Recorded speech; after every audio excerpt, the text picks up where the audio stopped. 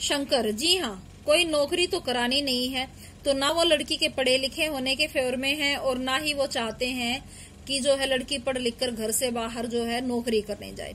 तो इसलिए शंकर भी अपनी राय रखते हैं अपने पिता के साथ साथ कि हमें नौकरी नहीं करानी है। रामस्वरूप, नौकरी का तो कोई सवाल ही नहीं उठता, उन्हें जो है घरेलू लड़की चाहिए। गोपाल प्रसाद, और क्या साहब, देखिए कुछ लोग मुझसे कहते हैं कि जब आपने अपने लड़के को BA MA तक पढ़ाया है तब उनकी बहुएं भी ग्रेजुएट लीजिएगा।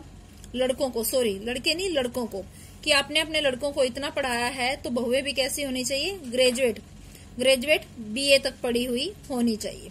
भला पूछिए इन अकल के ठेकेदारों से कि क्या लड़कों की पढ़ाई और लड़कियों की पढ़ाई एक बात है? तो वो जो है लड़के और लड़कियों की पढ़ाई को एक नहीं मानते। उनका मानना है कि लड़के जो है, लड़कों को अधिकार है घर से बाहर जाकर कमाने का और घर को चलाने का। लड़कियों का काम क्या है, घर का चूल्हा चौका संभालना और घर की चार दीवारी में रखना। तो वो लड़के और लड़की को एक समान मानते ही नहीं, इसलिए कहते हैं कि लड़की और लड़का कैसे एक समान हो सकते हैं, उनकी पढ़ाई कैसे एक समान हो सकती है, जो भगवान ने जो है लड़का और लड़की को समान नहीं बनाया है। अरे मर्दों का काम तो है ही पढ़ना और काबिल होना, मगर औरतें भी वही करने लगी, अंग्रेजी अखबार पढ़ने लगी, पॉलिटिक्स राजनीति, और राजनीति में जाने लगी या राजनीति करने लगी, तो घर कौन संभालेगा वगैरह पर बहस करने लगी, तब तो हो चुकी गृहस्थी। तो औरतों का क्या काम है, गृहस्थी को संभालना। तो घर के जो काम है, चूल्हा चौका है, बच्चों को पालना है, रिश्तेदारों की आओ भगत करनी है, बड़ों की सेवा करनी, फिर ये काम कौन करेगा? तो औरतों के काम ये हैं। जनाब, मोर के पंख होते हैं, मोरनी के नहीं। देखो एग्जाम्पल भी यहाँ कैसे दे रहे हैं कि भगवान ने ही जो है समानता की है कि मोरनी को पंख नहीं दिए हैं, मोर जो है उड़ सकता है, मोरनी को पंख नहीं दिए हैं। तो औरत के भी जो है पर नहीं निकलने चाहिए, वो जो है उसको अधिकार नहीं होना चाहिए कि वो आसमान में उड़े। शेर के बाल होते हैं और शेरनी के नहीं। तो यहाँ इन दोनों एग्जाम्पल के माध्यम से वो क्या कहना चाह रहे हैं कि मर्द और औरत में जो है आरंभ से ही, सृष्टि के आरंभ से ही अंतर है, तो हम उन दोनों का समान नहीं बना सकते। रामस्वरूप, जी हाँ, और मर्द की धाड़ी होती है। अब देखो रामस्वरूप भी अपने विचार रखते हैं, औरत की नहीं। हाँ, शंकर भी हंसता है, मगर गोपाल प्रसाद गंभीर हो जाते हैं। गोपाल प्रसाद, हाँ, वह भी सही है।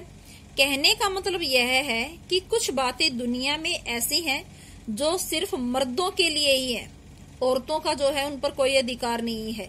जैसे सभाओं में जाना, सोसाइटियों में जाना, या आप कह सकते हो कि तर्क वितर्क करना।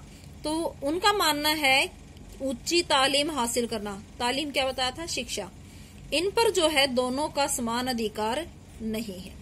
भी ऐसी चीजों में एक है, तो तालीम भी उन चीजों में से एक है, शिक्षा भी उनमें से एक ही है। कि जैसे सभाओं में नहीं जा सकती, वो घर के फैसले नहीं ले सकती, तो उसी तरह से तालीम भी उन सारे मसलों में से एक ही है, शिक्षा भी जो है सिर्फ मर्दों का अधिकार है। रामस्वरूप, शंकर से चाय और लीजिए। शंकर, धन्यवाद, पी चुका। रामस्वरूप, गोपाल प्रसाद से आपकी क्या राय है? गोपाल प्रसाद, बस साहब, सॉरी, चाय के लिए पूछते हैं कि आप भी चाय लीजिए। और गोपाल प्रसाद क्या कहते हैं, बस साहब अब तो खत्म ही कीजिए। रामस्वरूप, आपने तो कुछ खाया ही नहीं, चाय के साथ टोस्ट नहीं थे, क्या बताएं, वह मक्खन कि घर में मक्खन नहीं था इसलिए जो है टोस्ट नहीं दिए। स्नैक्स में जो है उनको समोसे और दूसरी चीजें दी गई।